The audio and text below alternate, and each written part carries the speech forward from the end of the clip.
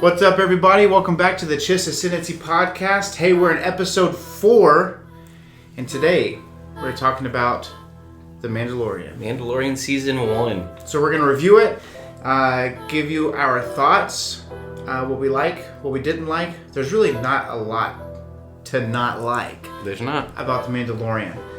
So let's jump into it. Let's roll.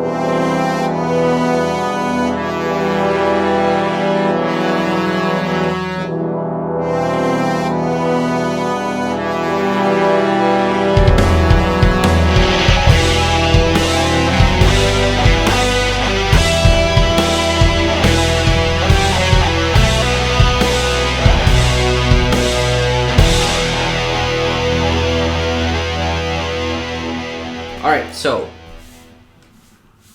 Episode 4, The Mandalorian.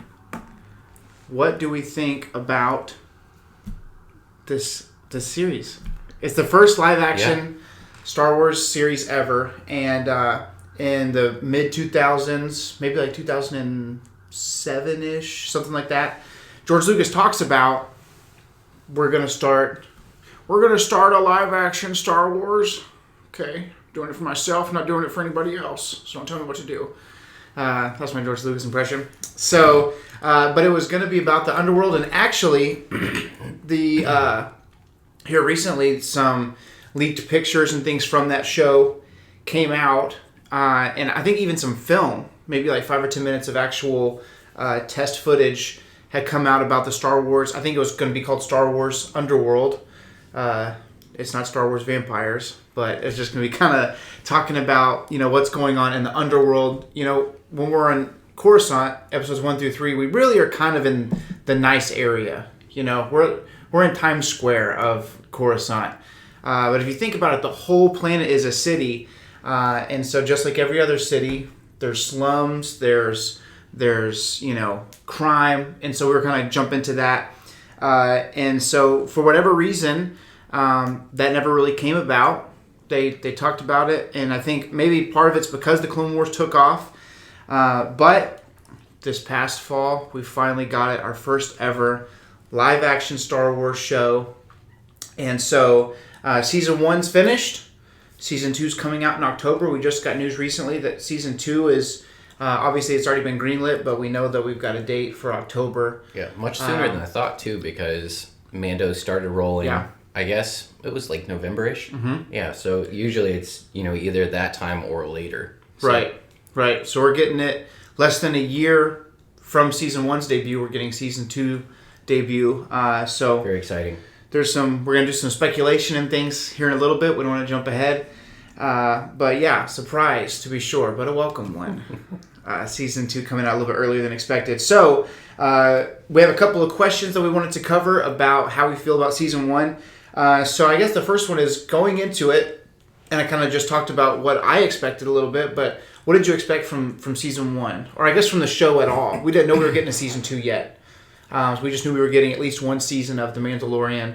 What were you thinking going into it before you saw, obviously with advertising and stuff, we see footage and junk, but just from the concept, what did you think? Honestly, I had no idea what to expect going into Season 1, just because it was unprecedented. It wasn't really tied to any characters. We basically had a time period, but we didn't even know that for certain, really. And that time period is it's vast, wide open. And it's not at all explored because there's such a big period from Jedi to The Force Awakens. Yeah, you got 30 years in there. I mean, that's wild space, for Star Wars right now. So I had no idea what to expect going in. I remember really, my mind was just reeling going into the first scene in Episode 1 where Mando walks into the bar and, the guy with the gills is getting heckled and, he walks in and he just breaks it up. But then at the same time, he's there for head gills. And so he's like, you can come warm or you can come cold. And I was like, oh, this is going to be sick. Yeah. I was amped at that point. And it was just... It was a nonstop thrill ride from there on out. I think my expectations going in, because of the previous show that we were promised, I think I kind of pictured it being in those slum environments, not so much far outer rim. So it was something that I was whenever I realized, oh, we're just way out there, I was a little bit surprised. But you know what? I realized that they were going for kind of a Western vibe, and I think that the environments that we got were perfect for that.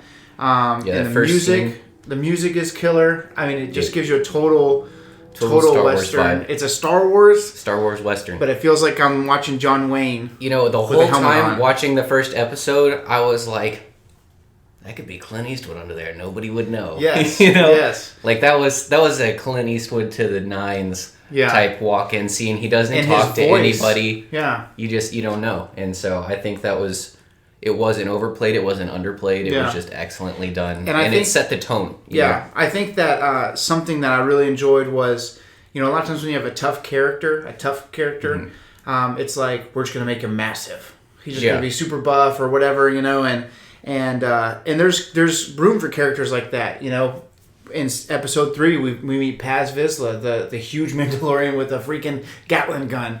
And there's that character, but I think it's cool that our character he's just a regular guy. Yeah. And he's very much got that Clint Eastwood voice coming up from under that helmet. It's because he only talks like once an episode, so it's like... Yeah. Like here. His voice is just waking up every time he talks. Hey, Mando, what do you think about this? His voice is like, right now? Yeah. He's not ready. So coming into it, I knew we were getting a Star Wars Western. And complete honesty, I was hoping for Boba when it first got announced. Yeah. But I think everybody's mind went from zero to Boba in like a Coruscant second, to borrow a Star Wars phrase. Yeah. But I think it's cool that they developed a new character because it completely removed expectation. Yeah. And I totally agree. And I think, and this is kind of something that I'm thinking about as we talk about it, but when they said The Mandalorian, I thought, well, I want it to be Boba Fett, but everybody always gets super mad whenever people try to say Boba Fett's a Mandalorian. No, he's not. And then this season was like, what is a Mandalorian? Yeah. I don't know. It's what you want it to be. It's what you want it to be. It's maybe if somebody's parents died and a Mandalorian was nearby, hop on the wagon, kid. Yeah. So it's like, is it the armor? Is it the creed? And I think obviously we find out that it's a certain belief system. It's a creed. It's a style.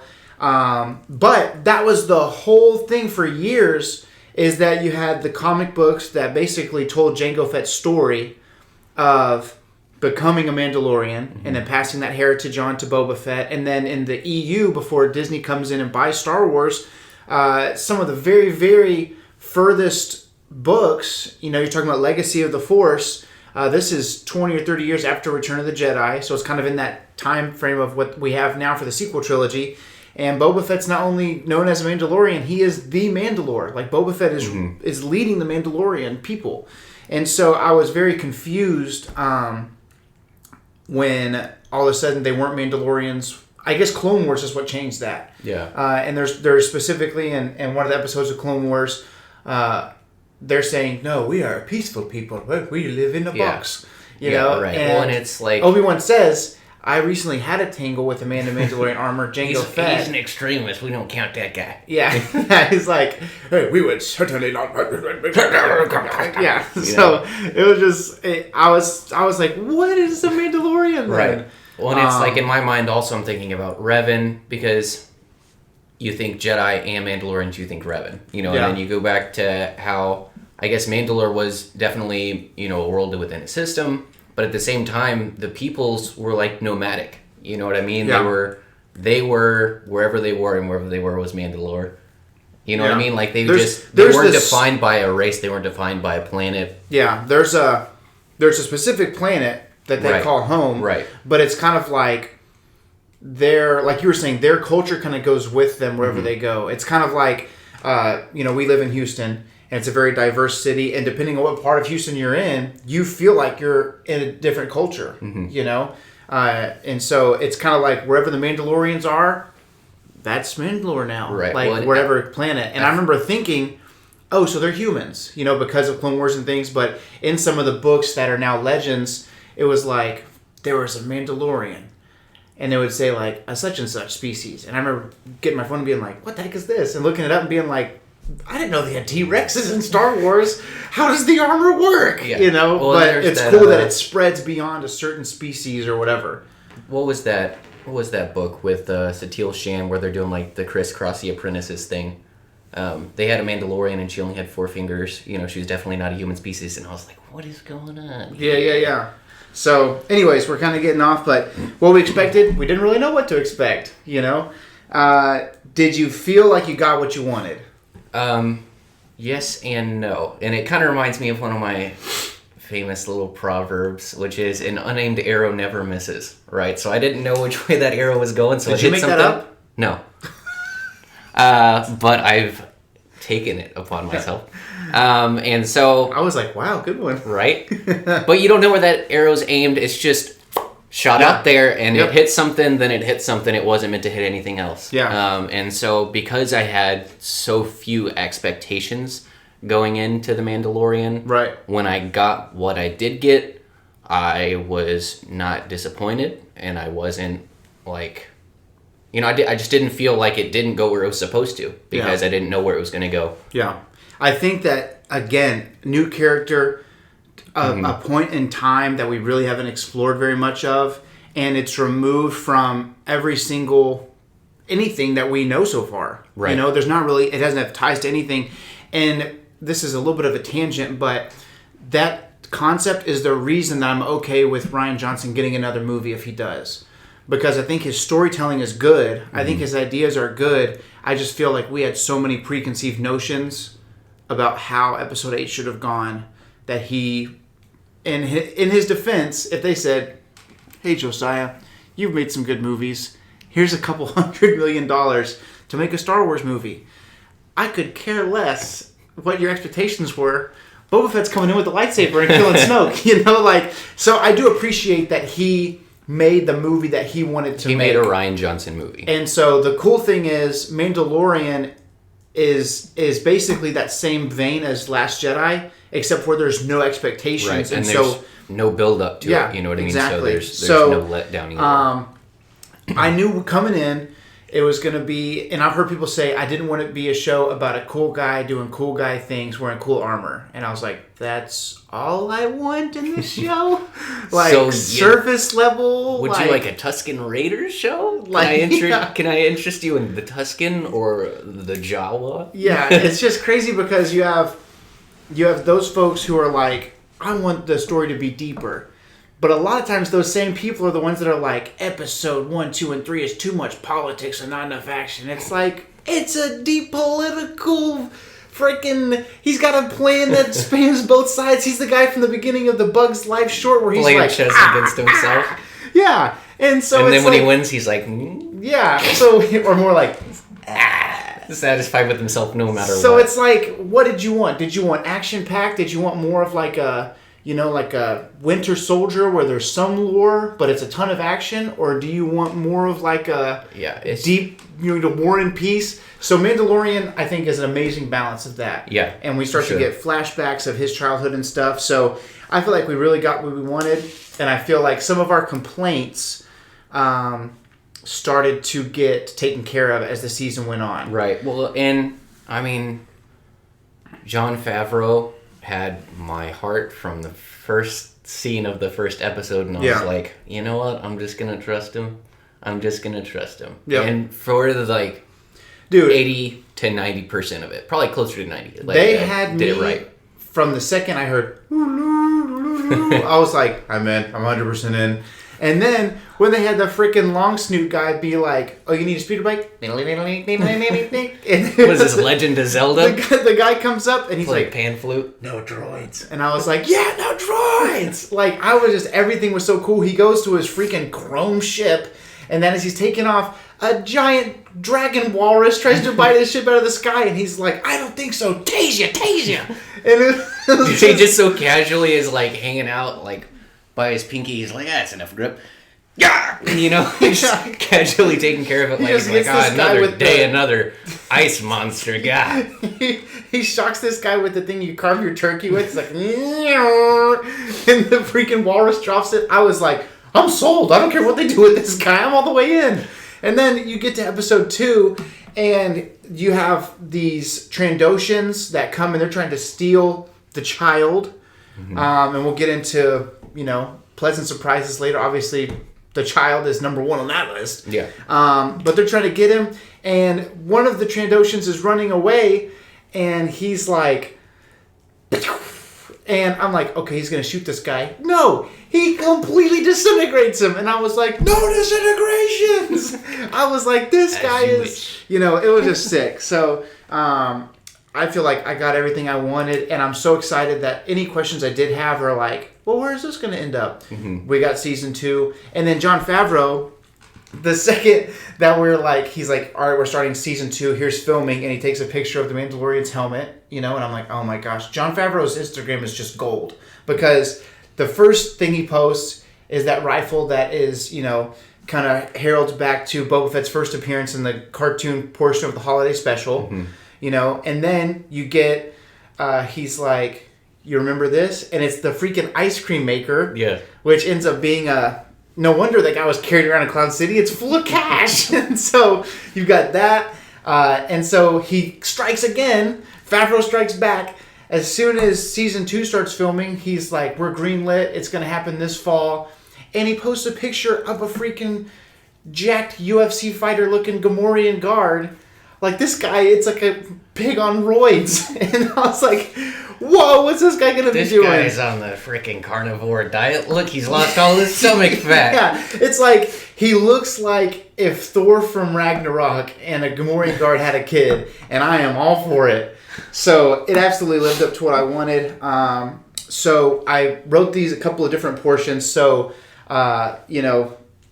Vader's very famous for saying, you failed. And so, I lied. I lied. So this next segment is called Failures. Because I want to talk about things that we thought could have been done better. Yeah. Or just things that weren't our cup of tea. Sometimes you just have an opinion. Yeah. And so... what were some things that you didn't care for in season 1? Okay, or maybe something that you liked, but you were like, maybe this would have been better. I've got 2 main things. And one of them I talked about in our first episode when we discussed Mandalorian very, very, very, very briefly. But it was that... it was that a lot of people did complain validly that it took a while for the Mandalorian and the infant or the child to kind of find a direction that they were going together. The asset. I would like to hold the child. Where is the child? He's got this Italian, Irish, British accent. You don't know where he's from. He's a straight Nazi. What do you mean? But he is and he isn't. And he's like...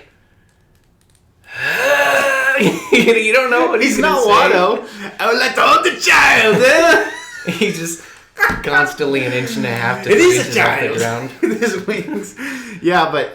But anyway, it took them a lot of time to kind of figure out where they were going. And, he was just kind of going to planet. He's like, need more fuel. Need to rescue this guy from prison.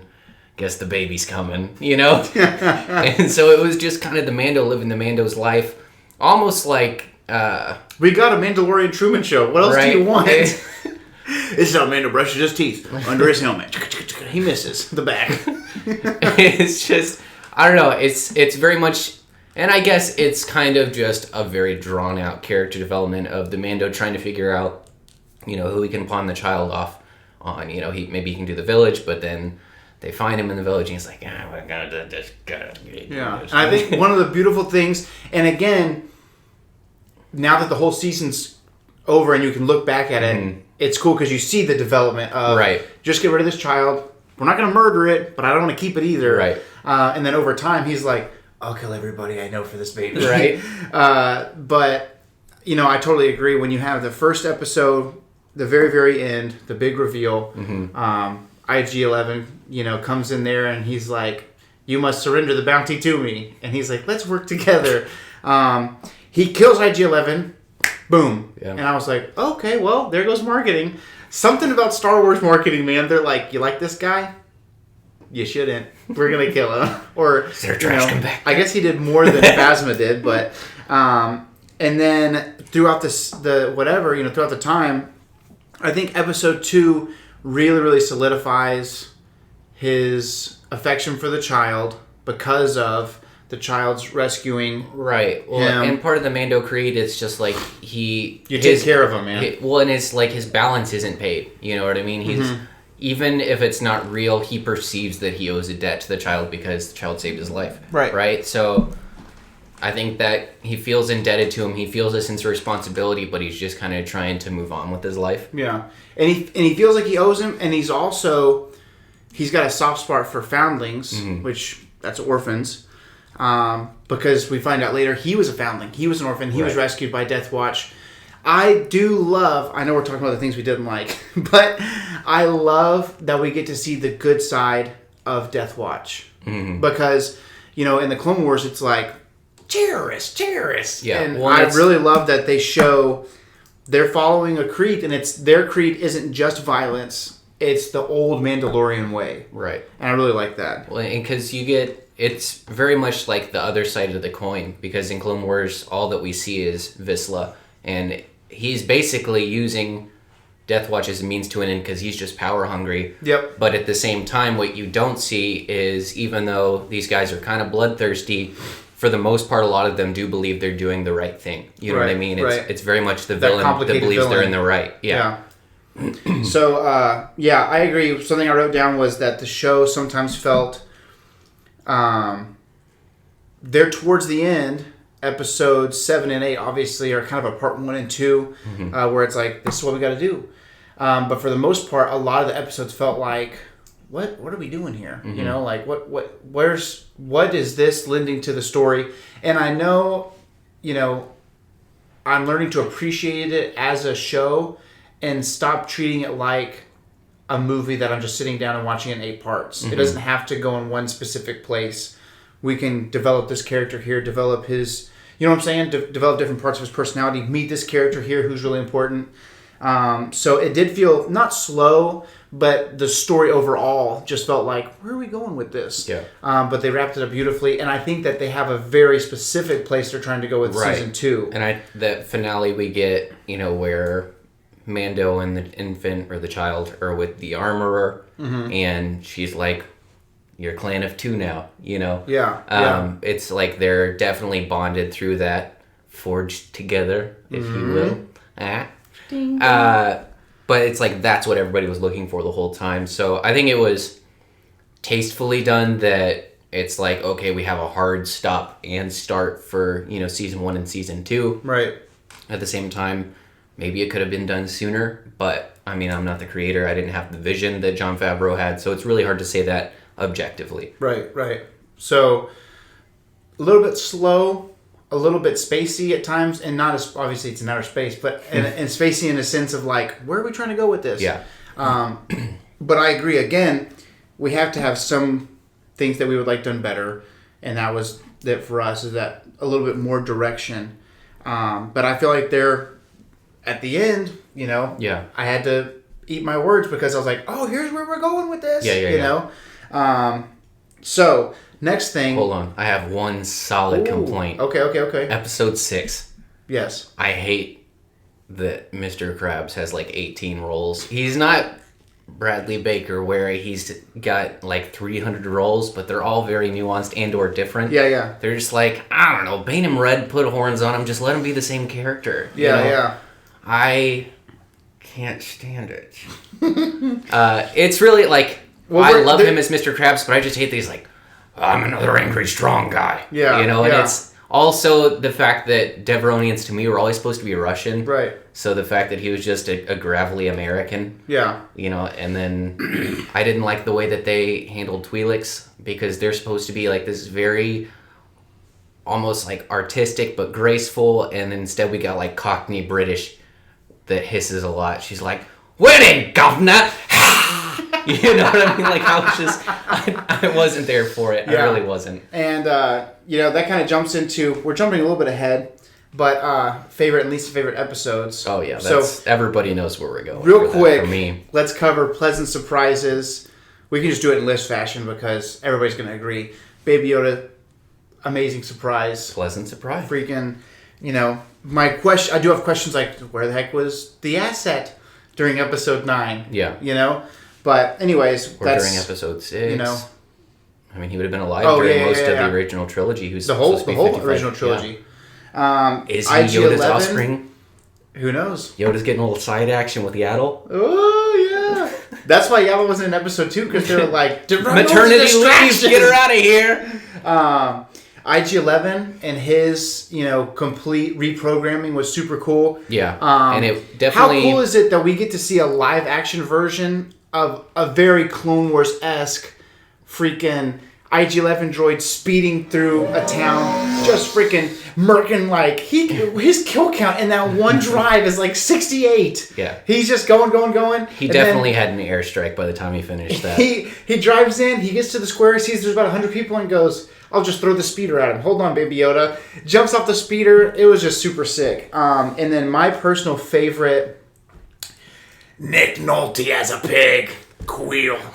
I freaking loved Queel's character. You know, and I loved the dignity of his character. Like, he was just so, like, I think The Mandalorian learned a lot from Queel, because it was like, you know, I can pay you handsomely to join my crew. And he was like, no. You know, he basically has said, like, I have worked a lifetime to earn this freedom. Yeah. I appreciate you, but I've got pizza rolls in the oven. Like, he's so true to himself. Yeah. And his reprogramming of IG-11 is like a one episode synopsis of the whole season of how the Mandalorian's mentally reprogramming himself.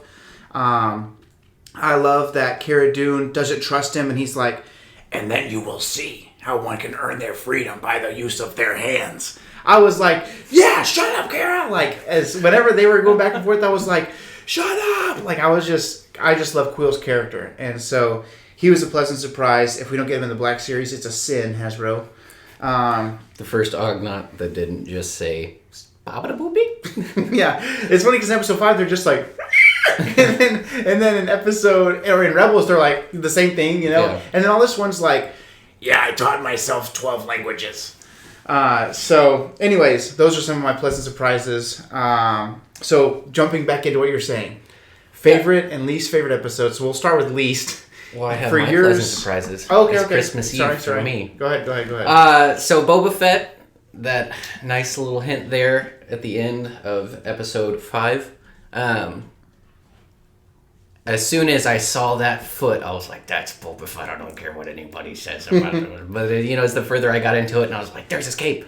There's his spurs. You know what I mean? It was just like, bang, boom, bah. The sounds to me were more... That was the clincher. Yeah. The sounds to me were the winner, because it's a guy with a cape, it's a guy with boots. Like, they could be misleading with that. But and spurs is 100% Boba Fett. Unless it's for sure, like, we're going to give them this and we're totally lying. Like, like the little radio frequency is totally the sound when Boba walks in during the special edition of A New Hope. You know, you've got Jabba the Hutt that looks like a freaking 2D 1980s video game character that's like, oh, no. And you can totally tell he's not there, but special editions still have my heart. But at the end, they totally just put Boba Fett and he walks in and he's just like, it's me, Boba Fett. And when he's walking in, you have that radio frequency, that sound. That police scanner. That's playing when this character's walking up at the end of episode 5. And then, of course, the iconic, we would be honored if you would join us. So you get Boba Fett spurs. So if they make that somebody else, they basically have lied. Because it's, I don't know. Hopefully it's not direct misleading on purpose. I also, all right, I'll save this for speculation for season 2. Okay. And my other things were the little things. I liked in episode 2 when he was shooting up those Jawas and Baby Yoda was like, yes. But he was like pulling ammo out of his cargo pouch. I thought that was cool. Like I said, you always see them. They're always wearing them. But these bad boys right here, you never see him use them. They're just there. Mm-hmm. But he used them. And I was there for that. Also, I remember the end of episode 2, I was like, it would have been really cool if we could have seen his heads-up display. And we did! Yeah. In episode 3, we just got to see all, like, the Mando stuff that you always wanted to see. You got to see him, like, tracking the heat signatures. You got to see him looking at the stormtroopers through the wall. You saw him light some fools on fire. I never, ever thought I would see a live action 50 Mandalorians coming out of nowhere just murking folks. And I was just... I never thought I'd see that. Yeah. And we really got to see it, so that was really awesome. Which is a perfect segue into favorite and least favorite episodes. Episode 3, far and away my favorite episode. Yeah. Just for those little things. It's so ballin' just to see him just shred 15 stormtroopers. Yeah. Like, I think that all those Mandos coming at the end almost overshadows his freaking amazing work going in, you know? I like those odds. Dude, going in... using the whistling birds, although the person in me that likes to like hold on to like my vacation days and hope they roll over, like I was like, you just got those, but it was a perfect time to use them. Yeah. But yeah, his infiltration was sick. I mean, just sometimes he has like no scopes where he's just like down, and it's like you can't tell how his eyes are going, but his helmet's just looking one way and he's like, Pew! That's just awesome. Episode 3 was amazing. Episode 5 was a lot of people's least favorite, and Episode 5 was at the top of my list. I loved going to Tatooine. I loved being back in Mos Eisley. I loved going back into the bar and seeing it super dead. There are a lot of throwbacks. With a bunch of droids working it. Because the Empire has been run off, and there's not really any business for these mercs anymore. Right, so because the Empire came in and kind of ruined the crime scene that was there, right. And then they just pulled out. So it's just like, and there was nothing to be done. So you walk in there, and it's basically just a couple of drunks, a handful of droids, which is ironic because Wooher would have hated that. Right. And then Mando sitting down, and Hayden Christensen's version of Han Solo walks up and is like, "Want to split a bounty?" Like, it was just... A lot of people didn't like that character, and I was like, what do you mean? It's Anakin Skywalker and Han Solo's kid. He was awesome. And then, who doesn't like Happy Hands Club sign language with the Tusken Raiders? That was freaking sick. He was like... And they were like... You know? It was just cool. I love that the Mandalorian bullies the new guy, and he's like... I gave him the binoculars or whatever it was he gives them. He's like, those are new. Good. He'll like them a lot. Yeah. So that was just really cool. Thank you note. And then of course episodes 7 and 8 they kind of run together because they're similar concepts. Yeah. That's very much like the most to be continued for sure kind of episode we have. Maybe except for like 1 and 2. Super cool to see Moff Gideon's TIE Fighter fold down. Like when you're eating a pizza and you fold it in half. Dude, I remember the first time I saw those wings fold in half, I was like, they can't do that. They can't do that. They're breaking the rules. And I was like, it doesn't work like that. But what it does is it makes you realize how powerful whoever's he is. Coming out of this guy, he's got a one edition TIE Fighter. Exactly. And then for me, I have to agree, man. A lot of people really loved Episode 6, the Suicide Squad Mandalorian get together. I like that Mando got to like shaft the whole team in the end. Like, I really enjoyed that biz. Yes, but I didn't again, and here's why, guys.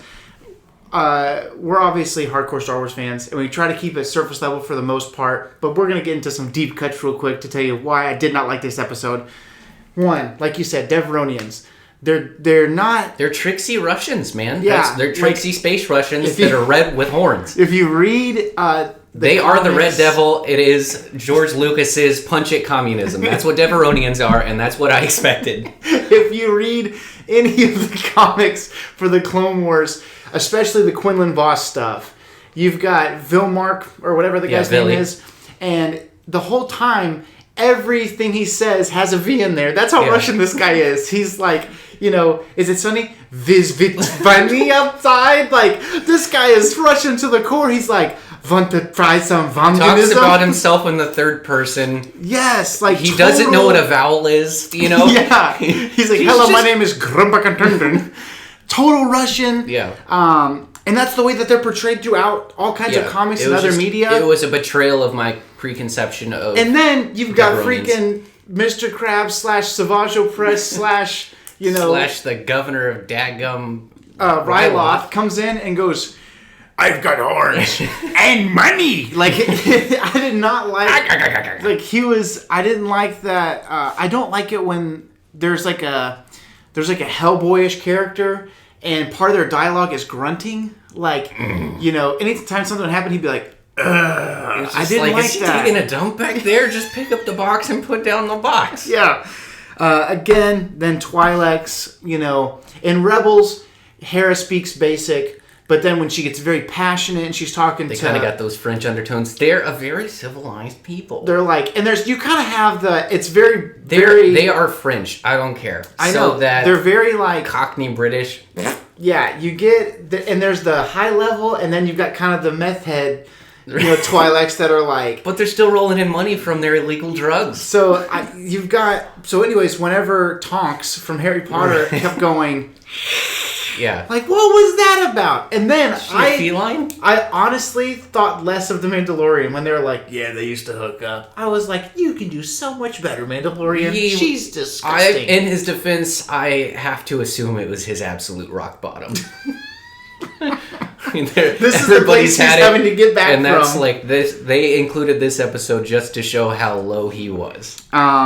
That was my takeaway. So yeah, I didn't care for that episode. It totally felt like Suicide Squad, which to me, I hated that movie. Which, was also a terrible movie. Let's not even get into that. But I did like Bill Burr on the show. I know that his character was, it was Space Boston. Yeah. You want a bat gun? Hey, I'm walking here. But I loved Bill Burr as a comedian. He's super funny. He's super funny. But again, I think he's just like a too tied to reality type individual to be included in a Star Wars type environment. I can see that. You know what I mean? Like he's just so typical Earth. Yeah. It's just kind of like if Arnold Schwarzenegger shows up or freaking Sylvester Stallone is like, and let's go bust this alien out of jail. Yeah, I'd be like, what the freak is this guy doing? Hashtag Guardians of the Galaxy. That's exactly what happened. I didn't like that. But I did like Bill Burr being in there because I love Bill Burr. I thought that Mayfield's character was super cool. Super cool. Also, I liked that they had that kind of like slight joke at the Stormtroopers' expense. Yeah, he was an elite, he was an elite sniper. Yeah. He's like, that's not saying much. He's like, I wasn't a stormtrooper. But so many people, so many podcasts that I listen to or YouTubers or whatever saying they did not like 5 at all and they thought that 6 was a return to form, and I could not disagree more. 5 was super great. I loved it. I know it felt like a standalone, but you got freaking dewbacks with fur. What the freak was going on with that? You've got Boba Fett cameo, ? So anyways, so much stuff. Tuscans. Yeah. I love the sign language with the Tuscans. All that stuff. So, lastly, okay, what do you expect to see in Season 2, and what are questions you have going into Season 2? Does that make sense? I have, 2 very small things that I want. Okay. If I get these, I don't care what the rest happens. Go for it. I want to see the child with a helmet. Mandalorian I want to see helmet. those little ears poking out. That would be raw. Of a Beskar helmet. I want to see it. Okay. I just want to see him doing things with that little Baby Yoda helmet. I want it bad. And then the other thing is, I would really like to see them finally do something. I don't know if they're ever going to develop the end of Episode 5, where it was Boba Fett. I refuse to bargain any other price. It was Boba Fett. I want to see if they do something with that, or if that was just Jon Favreau, an obvious Star Wars fan. Episode 5 is just time after time. Dave Filoni was also the director for Episode 5. Right. And he is tricksy. Yeah. So, he's like, I don't know. You guys want to see a Star Wars thing? Okay, we'll put it in there. Like, that's Dave Filoni, Dave Filoni's the kind of guy... I would like to see if they develop that, though. That's the only 2 things his favorite animal is a wolf. So he makes an entire battalion of, clone troopers, the wolf pack. He names a commander wolf. Then he starts writing Rebels and goes, maybe there's wolves? So Dave Filoni's the kind of guy that's like, if I like it, it's going to be in there. I was surprised there wasn't 2 paws walking up to that person at the end of Episode 5. So here's the same thing. One of my questions is Boba Fett going to show up? Because we've been hearing rumors of Skywalker Saga characters appearing, and I don't think they're going to cast a different person or do CGI to make a young Luke Skywalker appear or anything like that. That would be sick. I don't expect it because they want the focus to stay on the Mandalorian. I want to see Force Ghost Anakin trying to get rid of all the sand on Tatooine. And I can guarantee you that's not going to happen. It's just a joke. But, here's my number one is obviously I want to see if Boba's going to be there. I don't really want Boba and the Mando to face off. I think it'd be cool if they had a mutual respect and then they just go their different ways or whatever. I would love for Boba Fett to get one up on the Mandalorian, and the Mandalorian be like, "That's why he's the man," or whatever. I don't know. That'd be cool. I'm just a huge Boba Fett fan. And then my next person that I would want to see the most is I would freaking love to see Bossk.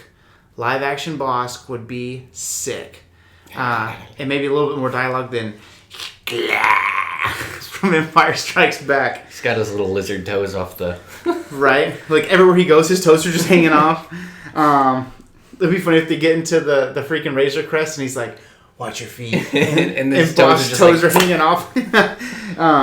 But a couple of questions I had was, what's going to happen with Moff Gideon? How does he have the Darksaber? Are we going to get a flashback of that? Are we going to see, is Bo-Katan dead and that's why she doesn't have the Darksaber anymore? Or is she in prison somewhere and they bust her out? That would be a cool storyline. I think we're almost positive he got that during the Siege of Mandalore. Right. Yeah. Or you mean the Purge? Yeah, the Purge. Yeah. Sorry. So, and then two more questions that are things that I would love. Are we going to go to Mandalore? That would be super cool to go back and maybe try to unite the people again. Who knows? I would love to see Mandalorians versus Imperial Remnant because the Empire's got to get out of there by Force Awakens time. And the Mandalorians, maybe they have an uprising again. Oh, one last thing. The First Order's got to come out of the Imperial Remnant. So, yeah, that would be cool if they start to develop that. Are we going to see some of that stuff? Yeah, because that was hinted at, and they said we're going to see that kind of stuff. And then Hux Sr. maybe? Yeah, Brindle. Mm-hmm. That'd be sick. And then my one question is, and maybe we don't even get this, because I'm okay with a Star Wars character just being their character. They don't have to freaking have a backstory all the time. Snoke ruined me for that. I was like, maybe he's this person. Nope, he's literally a puppet. But my question is, does Moff Gideon have a backstory, and is his backstory former Mandalorian turned Imperial? And his reward for killing the uprising and turning against his people is that Darksaber. That would be sick. Interesting. So those are some of our thoughts. Love The Mandalorian. Season 1 was fantastic. Season 2 comes in October. And any last words? I think we're done here. The only family you have here is me. May the Force be with you. We'll catch you guys next time. Hey, we hope you liked this episode of the Chiss Ascendancy. If you enjoyed it, please like this video, subscribe, hit the notification bell so you know when you get a new video, and then also follow us on Instagram at Chiss Ascendancy Podcast. You can also find an audio-only version on Spotify and Apple Podcasts at the Chiss Ascendancy. We'll see you next time.